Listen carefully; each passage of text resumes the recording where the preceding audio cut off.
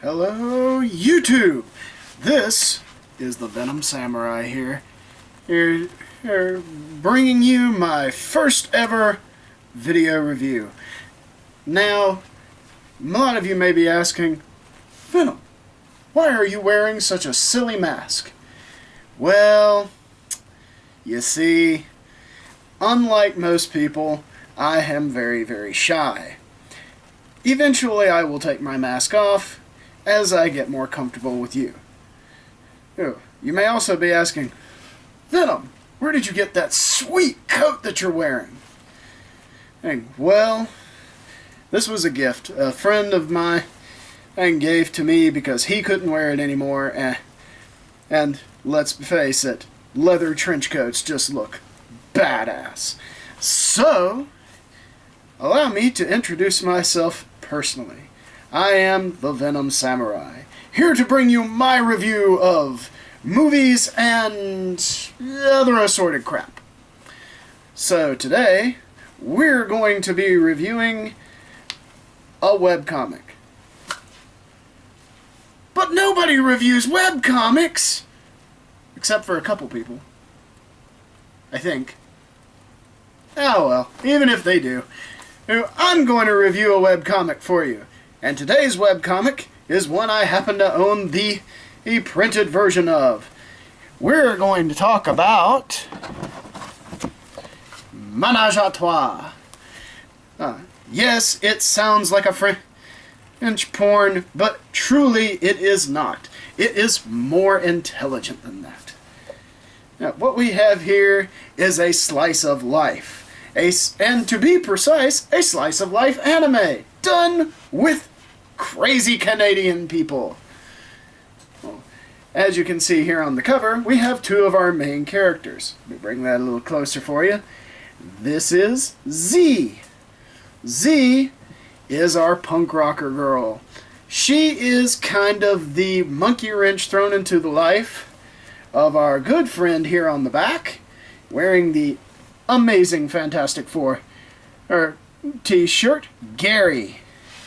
Now, the other young lady that you see right here, way over here in the bikini, that is his other roommate. Oh yes, I'm sorry, I'm getting ahead of myself. I forgot to introduce this properly. This is a slice of life about three Canadians who live together. Two girls, one guy. Yes, it sounds that dirty. But trust me, it's a lot funnier than that. These are the continuing adventures of Gary, Z, and Dee Dee as they try to make their way through living in Montreal.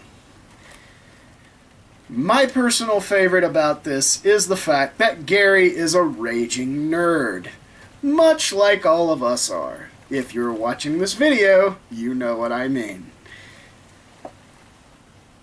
These two young ladies kind of pop into his life unexpectedly because his former two roommates have moved out. Why have they moved out, you might ask? Because they're gay and they love each other. And Gary, being the completely oblivious person that he is, he didn't notice this. I don't even understand that myself.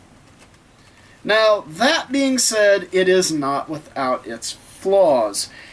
As you can see, this is not overtly the best drawn webcomic I've ever seen.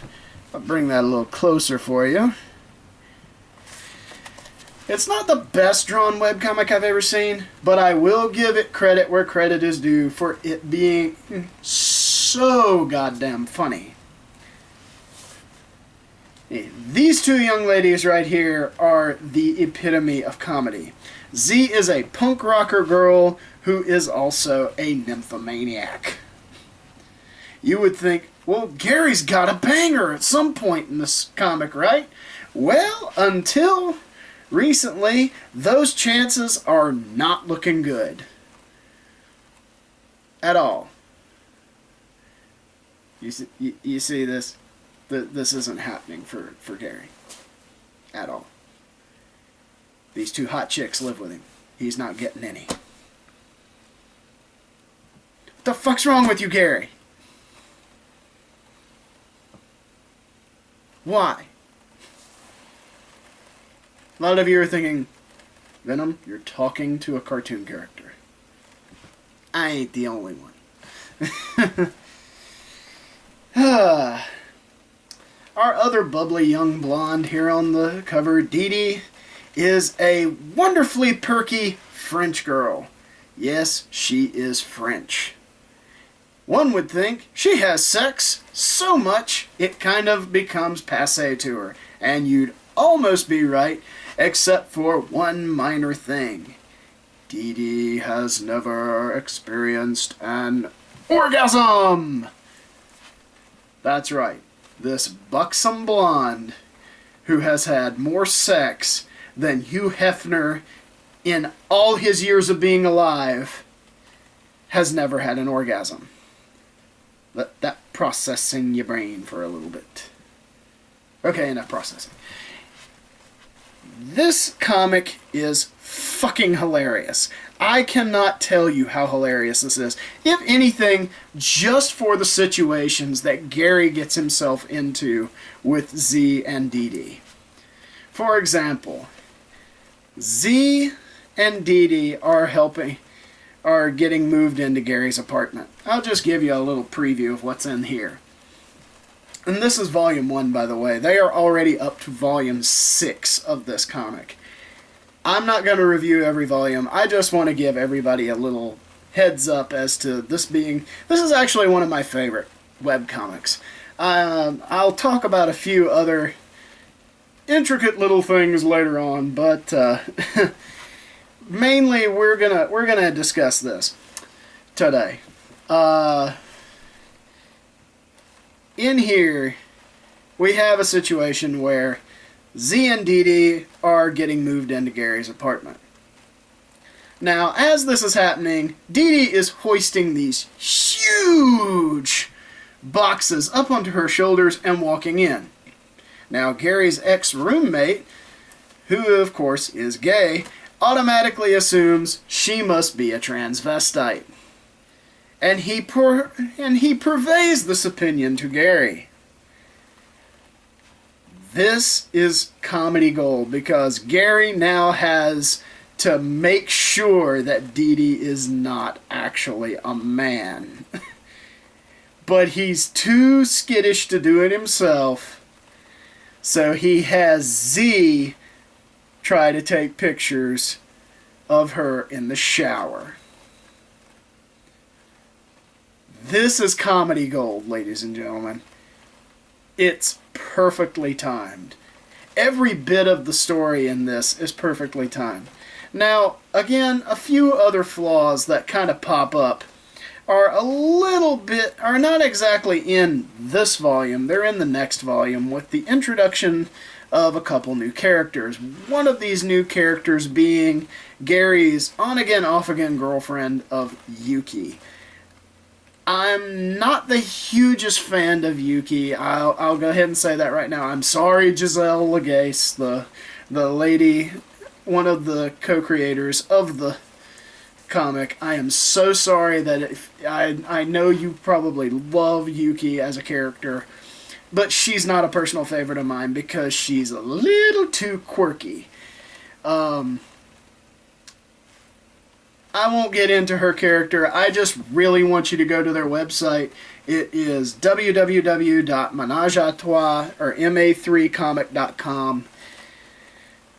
And just go and enjoy. And enjoy some of the other comics on there. Personally, my favorites on there are a spin-off of this called Sticky Dilly Buns, which is about Gary's gay roommate, who is also an actor, and he happens to now room with a porn star. Or a former porn star, I guess you could say. And then there is also... what's the other one? Dangerously Chloe. Dangerously Chloe is a spin-off comic of one of their originals called Eerie Cuties, which is funny in the beginning, but it has recently kind of gone into limbo and is not really going anywhere. But Dangerously Chloe is absolutely hilarious. It's about a guy who he makes a wish on a statue in a museum by accident and ends up with a succubus for a girlfriend. The key point of this being that the succubus actually feels sorry for him, so her goal is to try to get him out of their contract. And in doing so, she has kind of found herself being sort of attracted to him, but sort of not, that sort of thing. Anyway, that's Menage a Trois. If you like this review, by all means, give me a comment. If you didn't like this review, tell me what I could improve on. I prefer some constructive criticism. If you plan to troll me, I'll just say I'm sorry that I exist. I never understand trolls anyway. Maybe I'll have a rant about that later on. But that's it for my first ever review, and I guess I'll end it by saying hi and see. All good reviewers have a good tagline. I don't. I guess I'll have to work on that later on. So, till next time, ladies and gentlemen, this is the Venomsamurai signing off.